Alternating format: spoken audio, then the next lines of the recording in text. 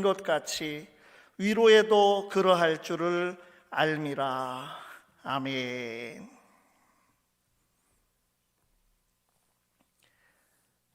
이 시간은 고린도후서 1장 3절에서 7절을 본문으로 위로의 하나님이라고 하는 제목으로 말씀을 나누겠습니다.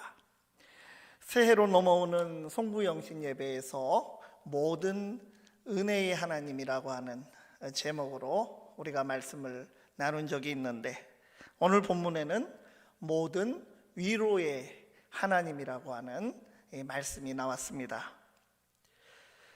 지금은 그야말로 우리 모두에게 위로가 절실히 필요한 시대입니다.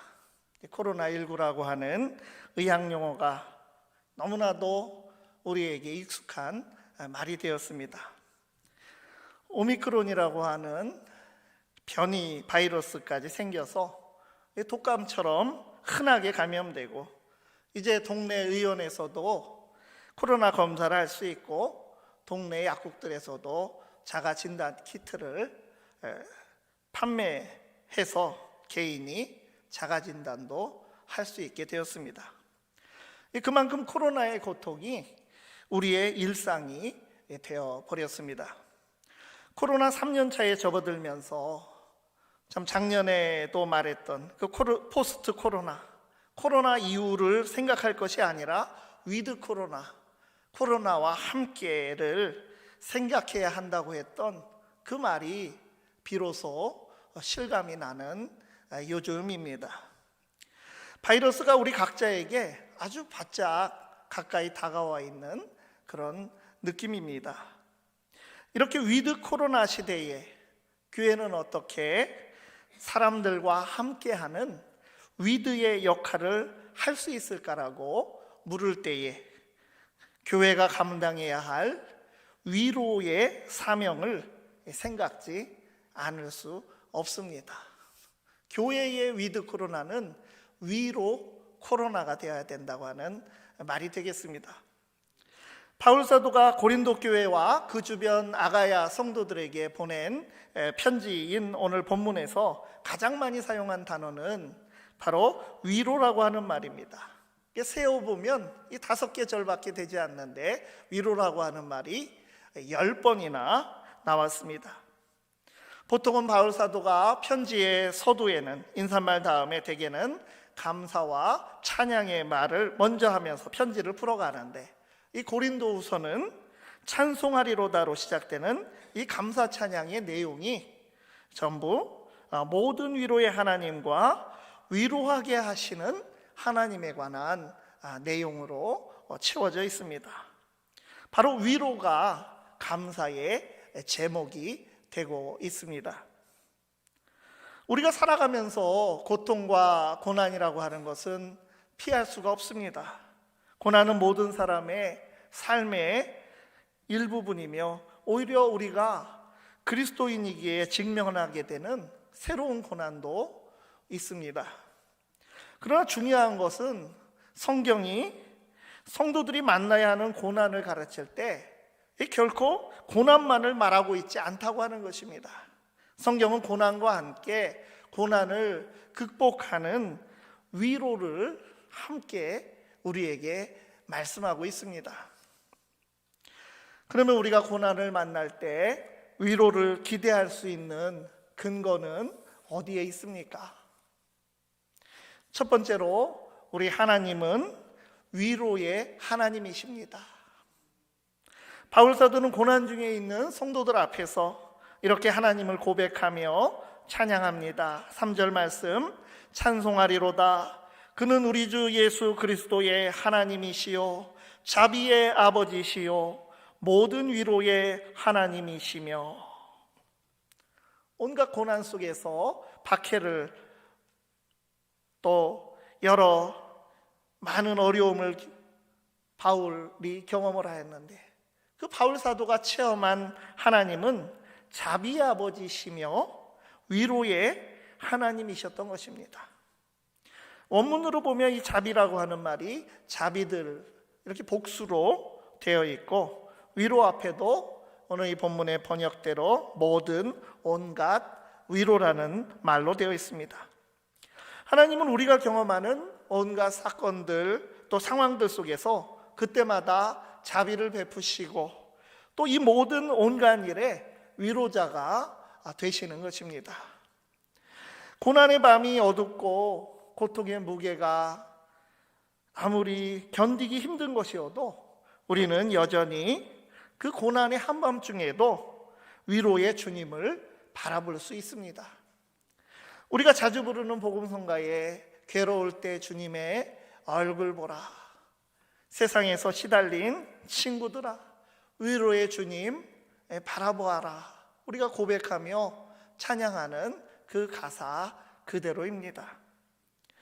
영국의 신실한 기독교인 학자이며 작가였던 순전한 기독교, 나니아 연대기 이런 많은 주옥 같은 책을 쓴 C.S. 루이스는 이 고통의 문제라고 하는 책에서 고통은 모든 인간이 통과해야 하는 검은 터널이다라고 말했고, 또 고통은 귀먹은 세상을 불러 깨우는 하나님의 메가폰이다라고 말했습니다.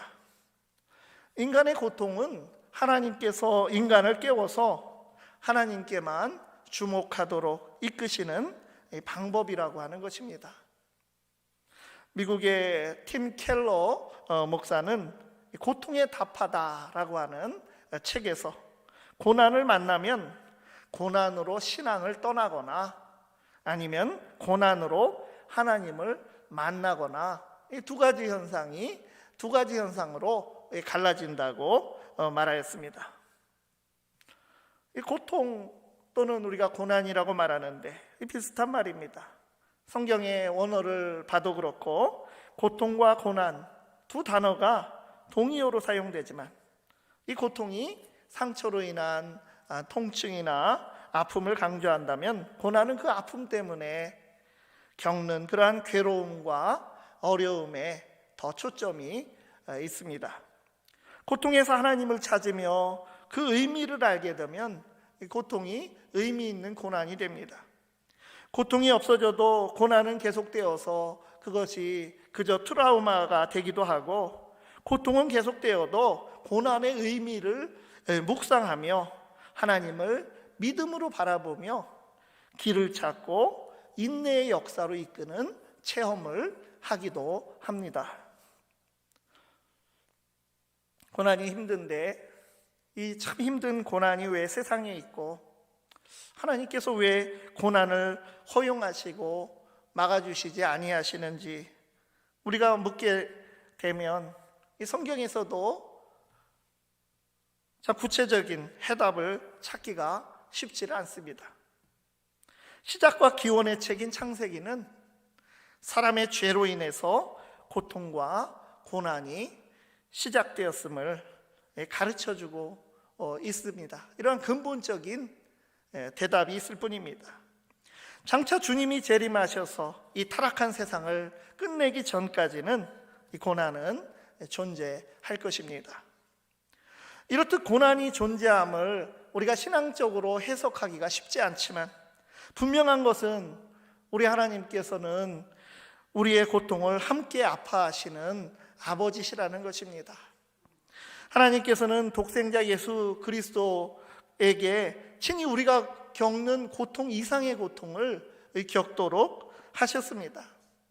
예수님은 십자가의 고통과 고난을 받고 죽임을 당하셨습니다. 채찍질을 당하시고 또 십자가에 못 박히는 이런 신체적인 고통뿐 아니라 제자들로부터 버림받고 하나님 아버지와 단절되는 그런 관계적 아픔을 겪으셨습니다. 그러나 그 고통을 넘어서 인간을 구원하시는 대속의 고난을 완성하신 것입니다. 5절 말씀에 그리스도의 고난이 우리에게 넘친 것 같이 우리가 받는 위로도 그리스도로 말미암아 넘치는도다. 골짜기가 깊으면 매도 산도 높다라고 하는 말이 있습니다. 고난과 위로는 정비례합니다. 고난에는 고난만 있지 않고 위로가 반드시 있습니다. 죄인인 우리가 받아야 할 고난을 온몸으로 감당하신 예수 그리스도를 이어서 이 땅에 또 다른 보혜사로 보내신 성령께서는 위로자이십니다. 우리말 성경에 보혜사라고 번역한 헬라어는 파라클레토스라고 하는 그런 말입니다. 위로한다고 하는 파라칼레오, 또 위로라고 하는 파라클레시스라고 하는 말에서 온 말입니다. 그러므로 보혜사도 위로자라고 번역해도 되는 말입니다. 성령은 우리에게 위로자로 오셨습니다. 그리스도께서 그의 영으로 고난받는 우리 곁에 오셔서 우리를 위로하시며 넘치는 그리스도의 위로를 경험하도록 하시는 것입니다. 성경에서 고난의 대명사 욥이라고 하는 사람이 있습니다. 욥도 그런 이유 없는 고난에 관해서 그가 그저 침묵하고 있지만은 않았습니다. 고민을 안 한 것이 아니고 친구들과 긴 논쟁과 대화를 하였어도 하나님께 그 1대1로 대응되는 속 시원한 직접적인 대답을 듣지도 못하였습니다. 그저 온 세상을 다스리시는 하나님의 그 전능하심, 그것을 하나님의 의지로 움직이시는 세상의 질서에 대한 대답이 그에게 주어졌을 뿐입니다. 그러나 하나님을 만나고 회개하고 사실 죽은 자식들이 살아오지는 못했으나 똑같이 복원된 것은 아니었지만 그러나 그에게 회복과 위로가 있었습니다. 욥과 같이 알 수 없는 고통으로 힘들 때도 있고 그 아픔과 상처가 너무 커서 참 신앙마저 포기하고 싶은 그런 위기를 만나기도 합니다. 고통만 바라보면 거기에 그저 함몰되고 그 감옥에 갇히게 되지만 주님께 우리의 시선을 맞추면 고난의 의미를 물으며 우리는 우리를 돌아보고 생각하게 됩니다. 고난에 관한 전도서의 말씀, 전도서 7장 14절 말씀이 있습니다. 형통한 날에는 기뻐하고 곤고한 날에는 되돌아보아라. 이 두 가지를 하나님이 병행하게 하사 사람이 그의 장래일을 능히 헤아려 알지 못하게 하셨느니라. 살다 보면 곤고한 날, 고통스러운 순간, 고난의 터널을 지나가게 됩니다. 이때가 위로의 하나님을 바라볼 때입니다. 모든 위로의 하나님을 바라보며 예수님의 고난의 십자가를 생각하며 위로자로 함께 하시는 성령님을 의지하여 고통의 시간과 공간을 하나님의 은혜와 위로로 채워갈 수 있기를 바랍니다. 두 번째로 그 위로의 하나님은 우리로 하여금 위로자가 되게 하십니다. 바울 사도는 3절에서 고백한 모든 위로의 하나님에 대해서 4절에서 이렇게 더 풀어서 말씀했습니다. 바울의 고백입니다. 우리의 모든 환난 중에서 우리를 위로하사 우리로 하여금 하나님께 받는 위로로서 모든 환난 중에 있는 자들을 능히 위로하게 하시는 이시로다. 위로의 하나님께서는 우리가 환난 가운데 하나님께 받은 그 위로로서 모든 환난 중에 있는 자들을 위로할 수 있게 하시는 분이십니다. 위로자 하나님께서는 우리를 위로하시며 우리를 동시에 위로자로 부르신 것입니다. 우리가 인생에서 고통과 고난을 겪을 때 너무나 힘들기에 고난의 유익이 있다, 고난의 목적이 있다, 이런 말을 이해하기가 사실 그 안에서는 쉽지가 않습니다. 바울 사도는 그러나 본문에서 이 고난의 목적 한 가지를 분명하게 알려준 것입니다.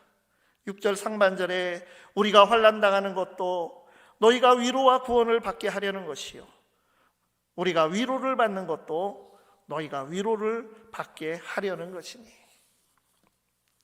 우리의 고난의 경험을 통해서 우리가 다른 이웃들의 고난을 위로하는 사람이 되어야 한다고 하는 것입니다.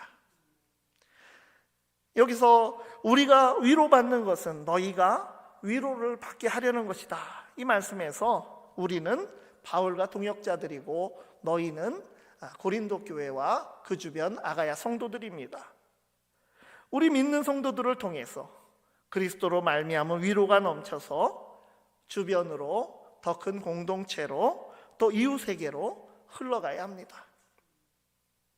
우리말에 동병상련이라고 같은 병을 앓고 나서 서로 가엾이 여긴다고 하는 뜻입니다. 스스로가 고난을 겪으면 그런 같은 고난을 겪는 이웃들을 이제 그 다음부터는 무관심하게 외면할 수가 없습니다. 이러한 위로자를 헨리 나우엔 신부는 상처 입은 치유자라고 부르면서 그러한 제목으로 책도 썼습니다. 하나님께서 우리를 사명자로 부르셨고 사명자는 시대의 아픔을 깨닫는 것이 중요하고 그 깨달음으로부터 사명이, 그 아픔을 깨닫는 것으로부터 그 사명이 시작된다고 하는 말이 나옵니다. 위로에는 능력이 있습니다. 이 영어 성경에 위로를 comfort라고 하는데요, 이 com이 함께라는 뜻이고 fort라는 말은 바로 힘이라고 하는 말에서 그것이 합쳐진 것입니다. 고통받는 사람들에게 함께하는 교회가 되고 고난을 이기는 새 힘을 공급하는 능력의 자리요 치유의 출처가 교회가 되어야 하는 것입니다.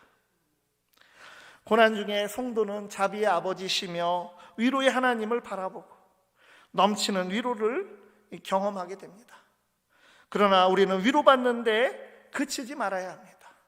기독교는 위안을 얻는 데에서 멈추는 종교가 아니라 세상을 향해 위로를 주는 위로의 능력이 있는 그러한 공동체가 되어야 합니다.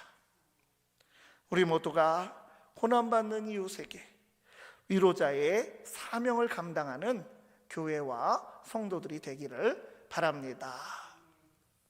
세 번째로, 교회는 함께하는 위로의 공동체가 되어야 합니다. 7절 말씀입니다. 너희를 위한 우리의 소망이 견고함은 너희가 고난에 참여하는 자가 된 것 같이 위로에도 그러할 줄을 알미라. 바울 사도는 고린도 교회를 바라볼 때 소망이 있다고 했습니다. 희망이 있다고 말씀했습니다. 그 희망은 견고하다고 말씀하였습니다. 왜 그렇습니까? 이미 고린도 교회가 고난에 동참하는 자가 되었으므로 위로에도 동참하게 될 줄을 알기 때문입니다. 오늘날 한국 교회는 교회에 희망이 없고 답이 없다고 절망하면서 교회를 떠나는 사람들이 많이 있습니다. 믿는 신앙은 있지만 교회는 나가지 않고 방황하는 교인들이 많이 있습니다. 교회가 희망이 되려면 고난에도 동참하고 위로에도 동참할 줄 알아야 합니다. 사실 인간은 스스로 위로자가 될 수 없습니다. 위로는 하나님께서 주시는 것입니다. 동참할 뿐입니다. 그의 고난을 기억하는 것이고 함께 옆에 있어주는 것입니다. 우리가 고난을 당할 때 성령께서 달려와 옆에 계셔주는 것처럼 우리도 그렇게 하는 것입니다. 위로라고 번역한 파라클레시스의 문자적 의미는 자신 쪽으로 부른다고 하는 그런 뜻이 거기에 들어 있습니다. 고난과 슬픔과 아픔을 당한 자에게 함께 옆에 있어주는 것이고 들어주는 것이고 잊지 않고 기억해주고 공감해주는 그것이 우리가 할 수 있는 것이고 동참하는 것이고 그것이 바로 위로라고 하는 것입니다. 세상에서 위로자가 되어야 하는 교회, 이 교회가 먼저 위로의 공동체를 이루어야 하는 것입니다. 오늘 본문에서 가장 많이 나오는 단어가 무엇이라고 했습니까? 환난, 고난이라고 하는 단어도 6번 나옵니다. 그러나 그보다 더 많이 위로한다는 말이 10번이 나오고 그만큼이나 많이 나오는 단어가 바로 우리라고 하는 말입니다. 바울 사도는 단순히 개인의 고난이 아니라 우리의 고난과 너희의 고난에 관하여 고백하고 있고 우리의 너희를 향한 위로에 관해서 고백하고 있습니다. 함께하는 동역자들과 교회 공동체로 말미암아 우리의 위로가 또한 너희의 위로가 됨으로써 우리 모두가 함께 고난을 견딜 수 있게 되었다라고 하는 그런 말입니다. 함께 기쁨을 누리면 기쁨은 그만큼 더해지는 것이고 함께 고난을 당하고 함께하면 우리의 고난의 무게는 더 가볍게 나누어지는 것입니다. 이것이 바로 공동체의 축복입니다. 고난의 시대에 우리는 고난의 의미를 신앙적으로 묻고 묵상하며 치열하게 고민하며 살아가야 합니다.